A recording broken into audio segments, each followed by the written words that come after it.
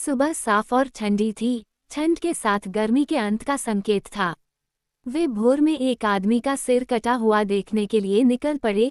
कुल 20 और ब्रान उनके बीच सवार था, उत्तेजना से घबराया हुआ। ये पहली बार था जब उसे राजा के न्याय को देखने के लिए अपने स्वामी पिता और उसके भाइयों के साथ जाने के लिए पर्याप्त उम्र का समझा गया था। ये गर्मियों का 9वां वर्ष था और ब्रान के जीवन का 7वां। उस आदमी को पहाड़ियों में एक छोटे से गढ़ के बाहर ले जाया गया था। रॉब ने सोचा कि वह एक जंगली था, उसकी तलवार दीवार के पार के राजा मेंस रडर की कसम खा चुकी थी। ये सोचकर ब्रान की त्वचा में झुनझुनी होने लगी। उसे ओल्ड नान द्वारा बताई गई चूल्हे की कहानियां याद आ गईं। उसने कहा कि जंगली लोग क्रूर आदमी थे, गुलाम बनाने वाले, हत्यारे और चोर। वे दिग्गजों और भूतों के साथ रहते थे, रात के अंधेरे में लड़कियों को चुराते थे और पॉलिश किए हुए सींगों से खून पीते थे। और उनकी महिलाएं लंबी रात में दूसरों के साथ सोती थीं और भयानक आधे मानव बच्चों को जन्म देती थीं। लेकिन जिस आदमी को उन्होंने राजा के न्याय की प्रतीक्षा में दीवार से हाथ पैर बांध कर पाया, वह बूढ़ा और दुबला पतला था, रॉब से ज्यादा लंबा नहीं था। उसने ठंड के कारण अपने दोनों कान और एक उंगली खो दी थी, और उसने पूरी तरह से काले कपड़े पहने थे, नाइट वॉच के भाई की तरह, सिवाय इसके कि उसके फर फटे हुए और चिकने थे। सुबह की ठंडी हवा में आदमी और घोड़े की सांसें आपस में मिल गईं, भाप सी निकल रही थी, जब उसके स्वामी पिता ने उस आदमी को दीवार से नीचे उतारा और उनके सामने घसीटा। रॉब और जॉन अपने पैरों पर लंबे और स्थिर बैठे थे। घोड़ों के बीच में ब्रान अपनी टट्टू पर सवार था, जो 7 साल से बड़ा दिखने की कोशिश कर रहा था। ये दिखावा करने की कोशिश कर रहा था कि उसने ये सब पहले भी देखा है। होल्डफास्ट गेट से एक हल्की हवा बह रही थी। उनके सिर के ऊपर विंटरफेल के स्टार्क्स का बैनर लहरा रहा था। एक ग्रे डायरवुल्फ बर्फ सफेद मैदान में दौड़ रहा था। ब्रान के पिता अपने घोड़े पर गंभीरता से बैठे थे, उनके लंबे भूरे बाल हवा में लहरा रहे थे। उनकी बारीकी से कटी हुई दाढ़ी पर सफेदी थी, जिससे वे अपने 35 साल से ज्यादा उम्र के लग रहे थे। आज उनकी भूरी आंखों में एक गंभीर भाव था, और वे बिल्कुल भी ऐसे व्यक्ति नहीं लग रहे थे जो शाम को आग के सामने बैठकर वीरों के युग और जंगल के बच्चों के बारे में धीरे धीरे बात करते थे। उन्होंने पिता का चेहरा उतार दिया था, ब्रान ने सोचा, और विंटरफेल के लॉर्ड स्टॉक का चेहरा धारण कर लिया था। सुबह की ठंड में वहां सवाल पूछे गए और जवाब दिए गए, लेकिन बाद में ब्रान को ज्यादा कुछ याद नहीं आया कि क्या कहा गया था। अंत में उसके स्वामी पिता ने एक आदेश दिया, और उसके 2 पहरेदारों ने उस फटेहाल आदमी को चौक के बीच में लोहे की लकड़ी के ढेर पर खींच लिया। उन्होंने उसका सिर जबरदस्ती उस कठोर काली लकड़ी पर रख दिया। लॉर्ड एडाद स्टॉक घोड़े से उतरे और उनके वार्ड थियोन ग्रेजॉय ने तलवार निकाली। उस तलवार को आइस कहा जाता था। यह एक आदमी के हाथ जितनी चौड़ी थी और रॉब से भी लंबी थी। ब्लेड वेलेरियन स्टील का था, जादू से गड़ा हुआ और धुएं जैसा काला। वेलेरियन स्टील जैसी धार किसी और चीज में नहीं थी। उसके पिता ने अपने दस्ताने उतारे और उन्हें अपने घर के रक्षक जोरी कैसल को थमा दिया। उसने दोनों हाथों से आइस को पकड़ लिया और कहा, हाउस बैराथियन के रॉबर्ट के नाम पर, अपने नाम के पहले, एंडल्स और रोयनार के राजा और पहले पुरुषों, 7 राज्यों के स्वामी और दायरे के रक्षक, हाउस स्टॉक के एडाड, विंटरफेल के स्वामी और उत्तर के वार्डन के वचन से, मैं तुम्हें मौत की सजा सुनाता हूँ। उसने अपने सिर के ऊपर बड़ी तलवार उठाई। ब्रैन का कमीना भाई जॉन स्नो उसके करीब आया। टट्टू को अच्छी तरह से संभाल कर रखना, उसने फुसफुसाते हुए कहा, और नजरें दूसरी ओर मत फेरना। अगर तुमने नजरें फेरी तो पिताजी को पता चल जाएगा। ब्रैन ने अपने टट्टू को अच्छी तरह से अपने हाथ में पकड़ रखा था और अपनी नजरें नहीं हटाईं। उसके पिता ने एक ही वार में उस आदमी का सिर काट दिया। बर्फ पर खून फैल गया, जो गर्मियों की शराब की तरह लाल था। घोड़े पीछे की ओर उछल रहे थे और उन्हें भागने से रोकने के लिए उन्हें नियंत्रित करना पड़ रहा था। ब्रायन खून से अपनी आंखें नहीं हटा पा रहा था। स्टंप के चारों ओर की बर्फ उत्सुकता से उसे पी रही थी और वह उसे देखकर लाल हो रहा था। सिर एक मोटी जड़ से टकराकर लुढ़क गया। वह ग्रेजॉय के पैरों के पास आ गया। थियोन 19 साल का एक दुबला पतला सांवला युवक था जिसे हर चीज मजेदार लगती थी। वह हंसा, अपना बूट सिर पर रखा और उसे लात मारकर दूर फेंक दिया। गधा, जॉन ने इतनी धीमी आवाज में कहा कि ग्रेजोय ने सुना नहीं। उसने ब्रैन के कंधे पर हाथ रखा और ब्रैन ने अपने कमीने भाई की तरफ देखा। तुमने अच्छा किया, जॉन ने उससे गंभीरता से कहा। जॉन 14 साल का था, न्याय करने में माहिर था। विंटरफेल की ओर वापस लौटते समय लंबी यात्रा में ठंड अधिक लग रही थी, हालांकि तब तक हवा थम चुकी थी और सूरज आसमान में ऊपर था। ब्रैन अपने भाइयों के साथ मुख्य दल से काफी आगे निकल गया। उसका टट्टू उनके घोड़ों के साथ बने रहने के लिए कड़ी मशक्कत कर रहा था। रॉब ने कहा, भगोड़ा बहादुरी से मरा। वह बड़ा और चौड़ा था और हर दिन बढ़ता जा रहा था। उसका रंग उसकी माँ जैसा था। उसकी त्वचा गोरी थी, बाल लाल भूरे थे और आंखें रिवरन के तुली की तरह नीली थीं। कम से कम उसमें हिम्मत तो थी। नहीं, जॉन स्नो ने धीरे से कहा, ये साहस नहीं था, ये डर से मरा हुआ था। आप इसे उसकी आंखों में देख सकते थे, स्टॉक। जॉन की आंखें इतनी गहरी थीं कि वे लगभग काली लग रही थीं, लेकिन ऐसा कुछ भी नहीं था जो वे नहीं देख पा रहे थे। वह रॉब के बराबर उम्र का था, लेकिन वे एक जैसे नहीं दिखते थे। जॉन जहां रॉब की तरह दुबला था, वहीं वह काला था। जहां रॉब गोरा था, सुंदर और फुर्तीला था, जबकि उसका सौतेला भाई मजबूत और तेज था। रॉब प्रभावित नहीं हुआ। अन्य लोग उसकी आंखें ले लेंगे, उसने कसम खाए। वह अच्छी तरह से मर गया। पुल तक तुम्हारे साथ दौड़ लगाओगे। हो गया, जॉन ने अपने घोड़े को आगे की ओर लात मारते हुए कहा। रॉब ने गाली दी और उसका पीछा किया, और वे पगडंडी पर सरपट दौड़ पड़े। रॉब हंस रहा था और हूटिंग कर रहा था। जॉन चुप और ध्यानमग्न था। उनके घोड़ों के खुरों से बर्फ की बौछारें निकल रही थीं। ब्रैन ने उसका पीछा करने की कोशिश नहीं की। उसका टट्टू उसके साथ नहीं चल पाया। उसने फटेहाल आदमी की आंखें देखी थीं, और अब वो उनके बारे में सोच रहा था।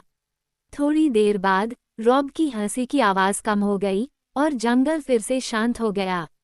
वो इतनी गहरी सोच में डूबा हुआ था कि जब तक उसके पिता उसके पास आकर खड़े नहीं हो गए, तब तक उसने पार्टी के बाकी लोगों की आवाज़ नहीं सुनी।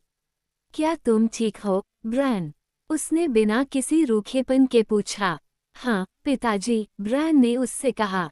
उसने ऊपर देखा। अपने फर और चमड़े में लिपटे, अपने महान युद्ध के घोड़े पर सवार, उसके स्वामी पिता एक विशालकाय की तरह उसके ऊपर मंडरा रहे थे।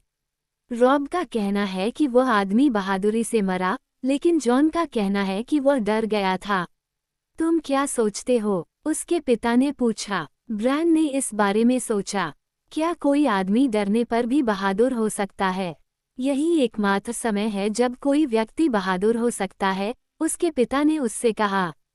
क्या तुम समझते हो कि मैंने ऐसा क्यों किया? वो एक जंगली आदमी था, ब्रैन ने कहा। वे महिलाओं को उठाकर ले जाते हैं और उन्हें दूसरों को बेच देते हैं। उसके स्वामी पिता मुस्कुराए। बूढ़ी नान तुम्हें फिर से कहानियां सुना रही है।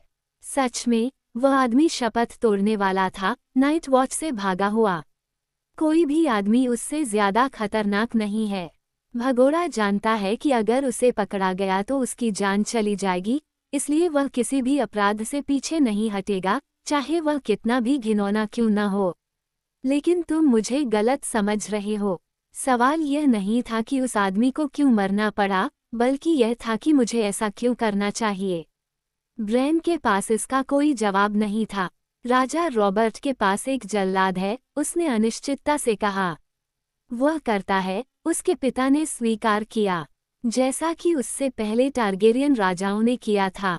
फिर भी हमारा तरीका पुराना तरीका है। स्टार्क्स की नसों में अभी भी प्रथम पुरुषों का खून बहता है, और हम इस विश्वास पर कायम हैं कि जो व्यक्ति सजा सुनाता है, उसे तलवार चलानी चाहिए। यदि आप किसी व्यक्ति की जान लेना चाहते हैं, तो आपको उसकी आंखों में देखना चाहिए और उसके अंतिम शब्द सुनने चाहिए। और यदि आप ऐसा करने में असमर्थ हैं, तो शायद वह व्यक्ति मरने के लायक नहीं है। एक दिन, ब्रैन, तुम रॉब के बैनरमैन बनोगे, अपने भाई और अपने राजा के लिए खुद की रक्षा करोगे, और न्याय तुम्हारे हाथ में आएगा।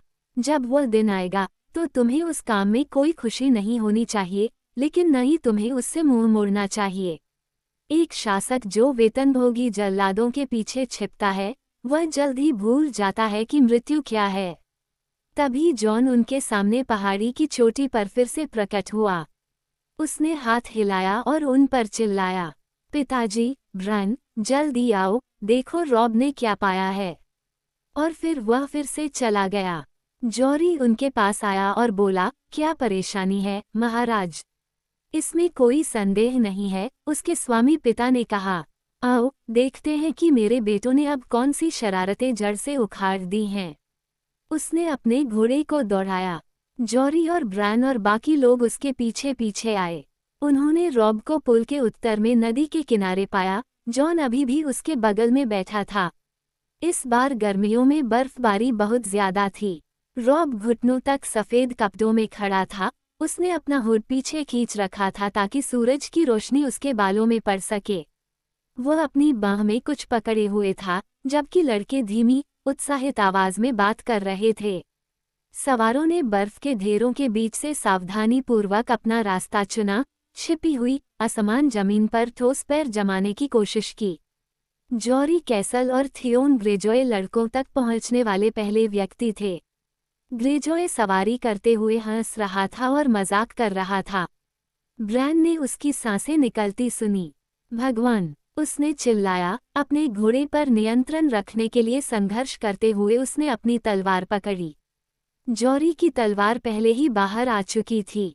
रॉब, दूर हो जाओ, उसने पुकारा और उसका घोड़ा उसके नीचे आ गया।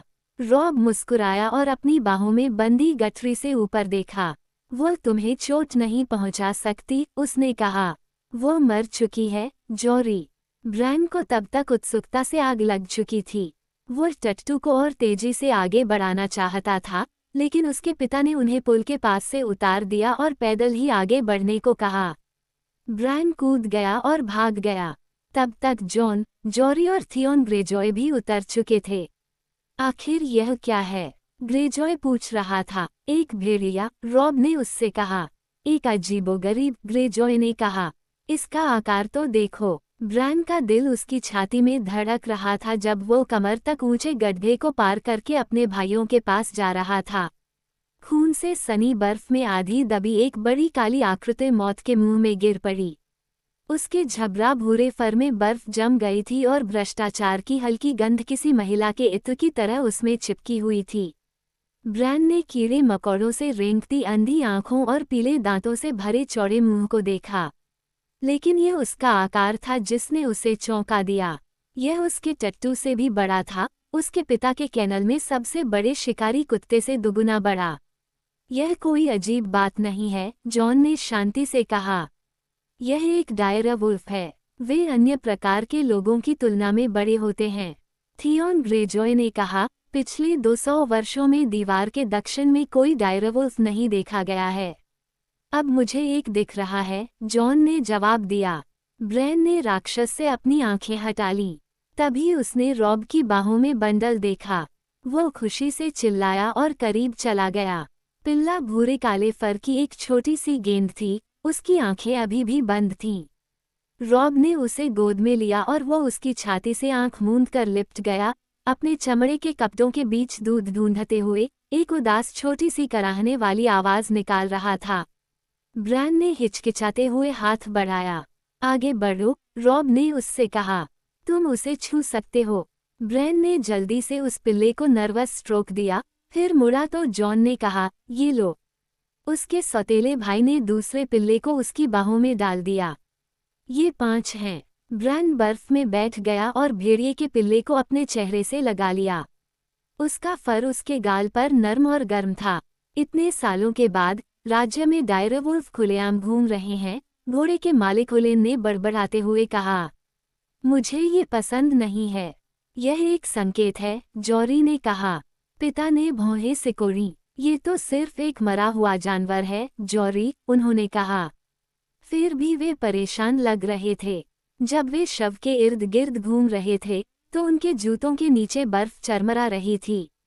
क्या हम जानते हैं कि उसे किसने मारा? गले में कुछ है, रॉब ने उससे कहा। उसे इस बात पर गर्व था कि उसे अपने पिता के पूछने से पहले ही जवाब मिल गया था। वहाँ जबड़े के ठीक नीचे उसके पिता घुटनों के बल बैठे और अपने हाथ से जानवर के सिर को टटोला। उसने झटका दिया और उसे सबके सामने रख दिया। 1 फुट का टूटा हुआ सींग, टूटी हुई तीलियां, खून से लथपथ। अचानक पार्टी में सन्नाटा छा गया। लोग बेचैनी से सींग को देख रहे थे और किसी की भी बोलने की हिम्मत नहीं थी। यहाँ तक कि ब्रायन भी उनके डर को महसूस कर सकता था, हालांकि वह समझ नहीं पाया। उसके पिता ने सींग को एक तरफ फेंक दिया और बर्फ में अपने हाथ साफ किए। मुझे आश्चर्य है कि वो बच्चे को जन्म देने के लिए इतनी लंबी उम्र तक जीवित रही, उसने कहा। उसकी आवाज ने जादू को तोड़ दिया। शायद उसने ऐसा नहीं किया, जॉरी ने कहा। मैंने कहानियां सुनी हैं कि शायद पिल्ले आने से पहले ही कुतिया मर चुकी थी। मृतकों के साथ पैदा हुआ, एक और आदमी ने कहा। बुरी किस्मत। कोई बात नहीं, हुलेन ने कहा। वे भी जल्द ही मर जाएंगे। ब्रायन ने निराशा से एक शब्दहीन चीख निकाली।